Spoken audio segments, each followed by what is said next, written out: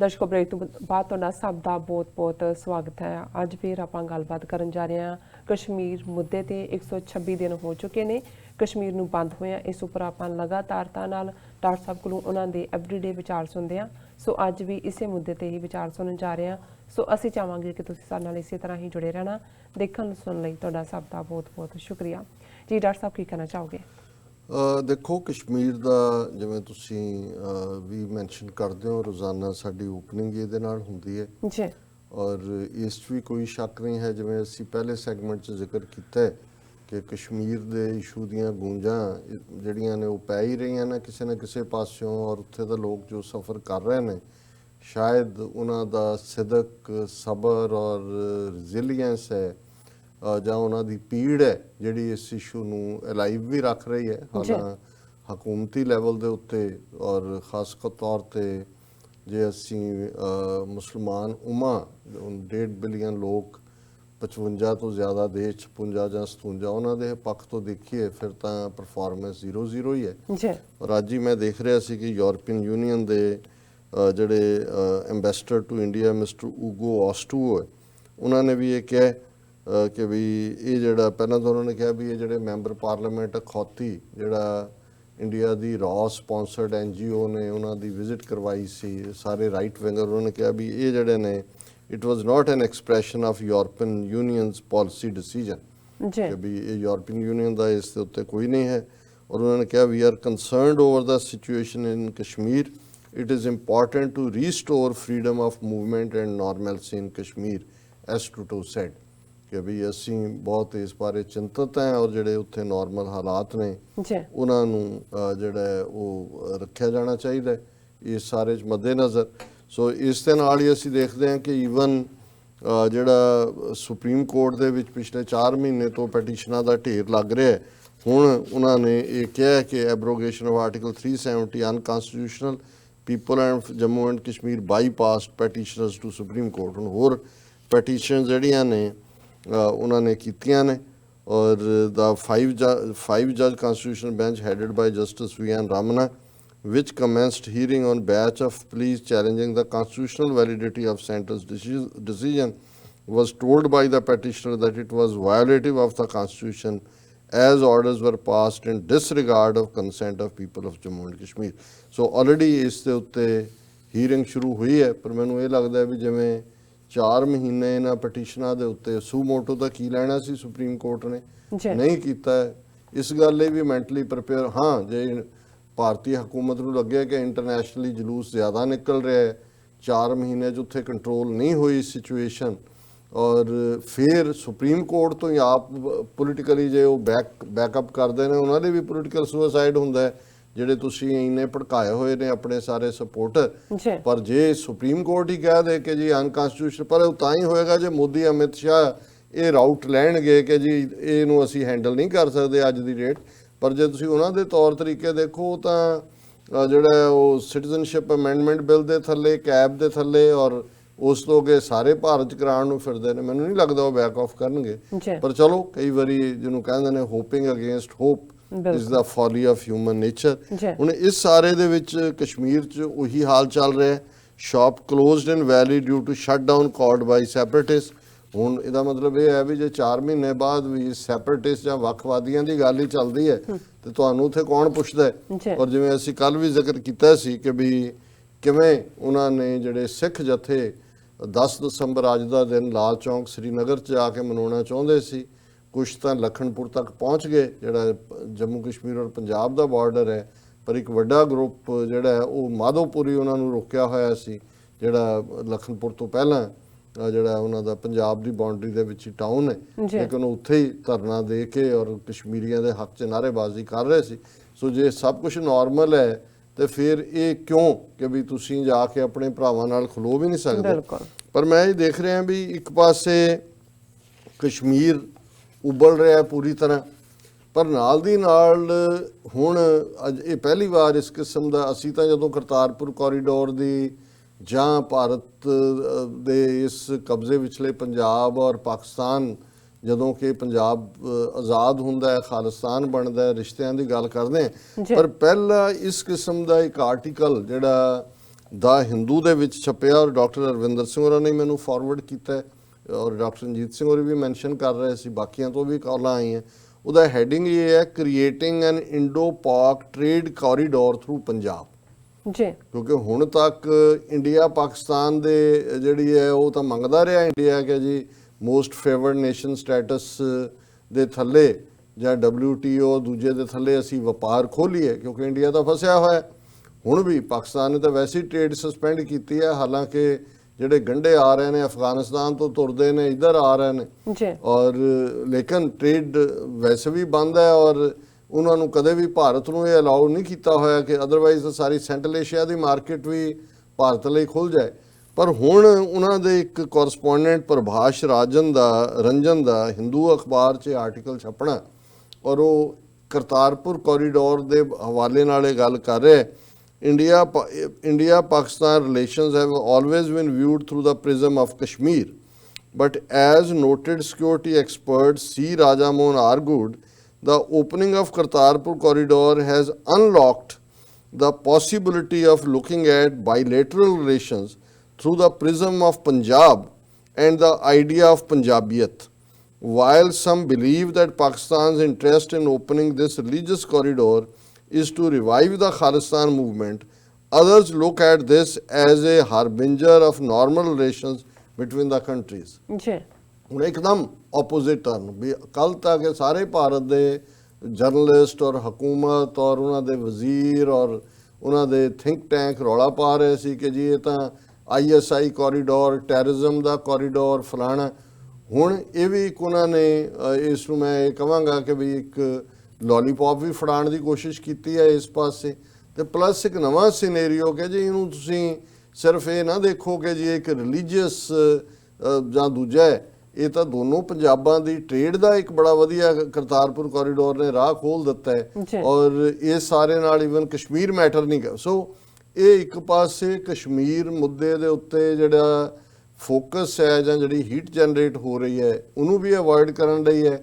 ਦੂਸਰੇ ਪਾਸੇ ਜਿਹੜੀ ਸਿੱਖਾਂ ਦੀ ਸਪੋਰਟ ਖੁੱਲ੍ਹ ਕੇ ਕਸ਼ਮੀਰੀਆਂ ਦੇ ਇਸ਼ੂ ਨੂੰ ਹੈ, ਇਹਨੂੰ ਵੀ ਇਹਦੇ 'ਚ ਵੀ ਕਿਤੇ ਨਾ ਕਿਤੇ ਕੋਈ ਜਿਹੜੀ ਹੈ ਉਹ ਉਸ ਦੇ ਵਿੱਚ ਕੋਈ ਤਰੇੜ ਪਾਉਣ ਦੀ ਕੋਸ਼ਿਸ਼ ਹੈ।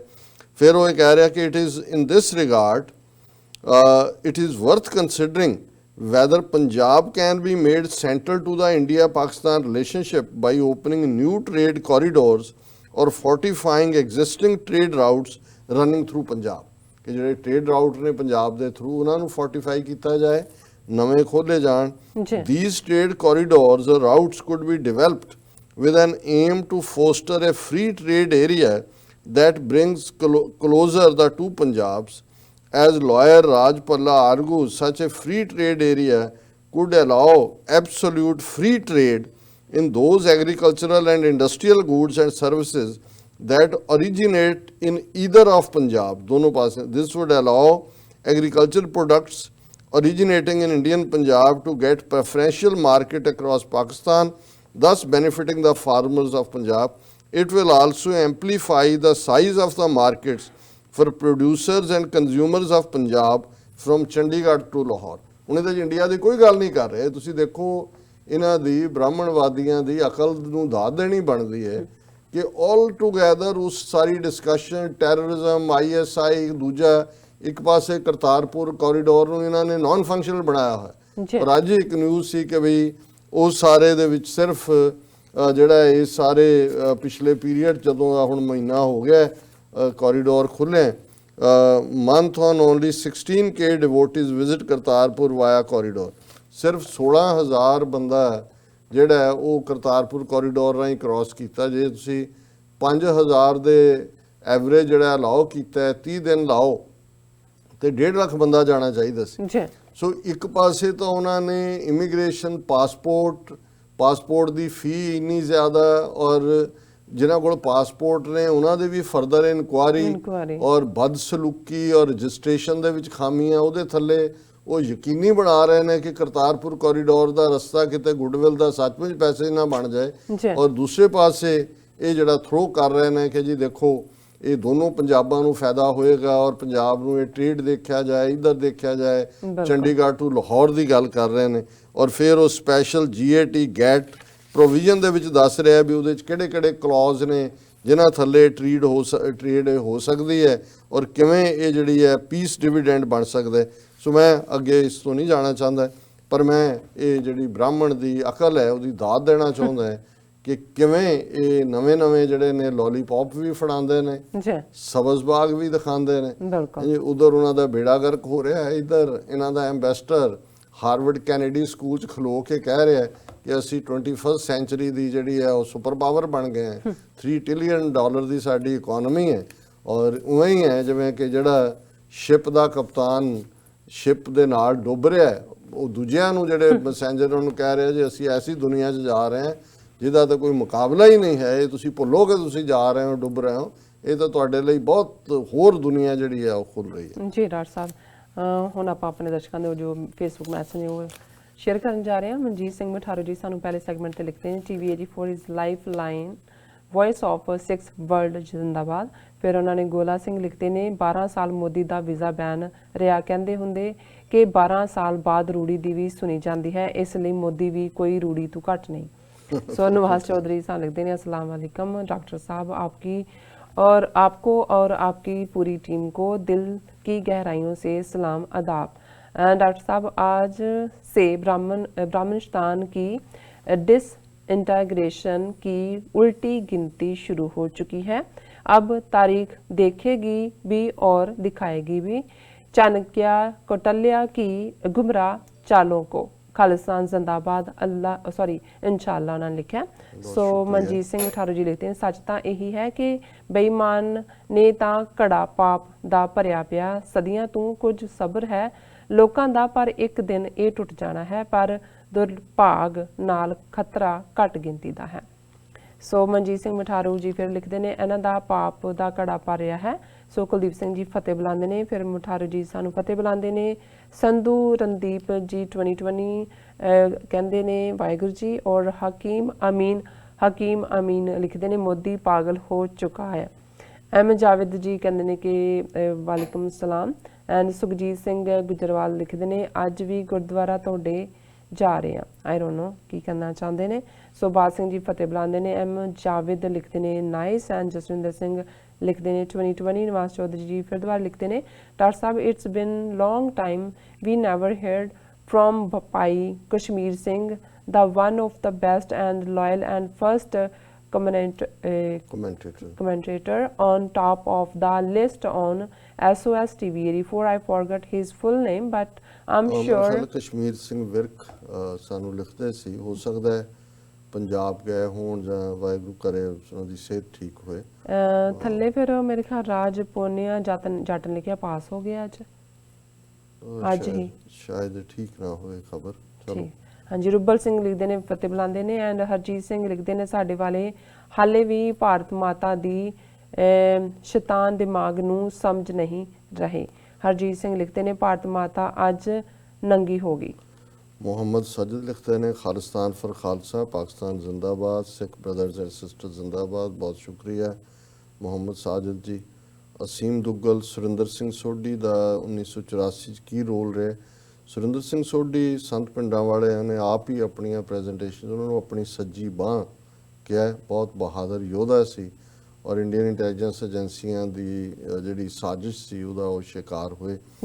और इस तरह सुरिंदर सिंह जी लिखते हैं वाहगुरू जी मेहर करन, हरचरण सिंह खालसा गुरु साहब सरबत दा भला करन जी। और फतेह वीर सुरिंदर सिंह कहते हैं इंडिया के माड़े दिन शुरू हो गए हैं, हुण तो टुटे रोटे हो जाने हैं जी।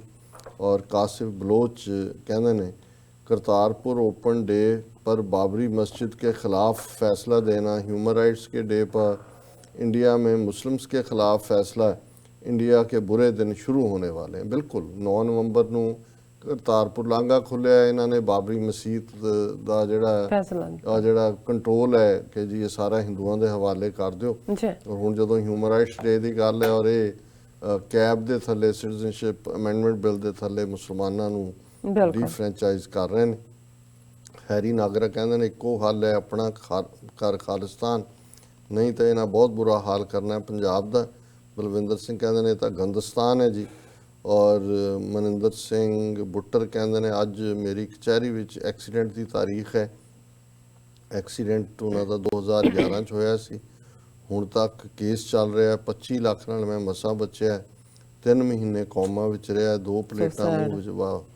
ਬਹੁਤ ਅਫਸੋਸ ਹੈ ਵੀਰ, ਰੱਬ ਰਹਿਮਤ ਕਰਨ ਤੁਹਾਨੂੰ, ਚੜ੍ਹਦੀ ਕਲਾ ਤੰਦਰੁਸਤੀ ਦੇਣ। ਤੰਦਰੁਸਤੀ ਬਖਸ਼ਣ। ਹਾਂਜੀ, ਇੱਥੇ ਲੈਂਦੇ ਹਾਂ ਬ੍ਰੇਕ। ਵਿਊਅਰਸ ਤੁਸੀਂ ਸਾਨੂੰ ਇਸੇ ਤਰ੍ਹਾਂ ਹੀ ਬਣੇ ਰਹਿਣਾ। ਮਿਲਦੇ ਹਾਂ ਛੋਟੇ ਜਿਹੇ ਬ੍ਰੇਕ ਤੋਂ ਬਾਅਦ।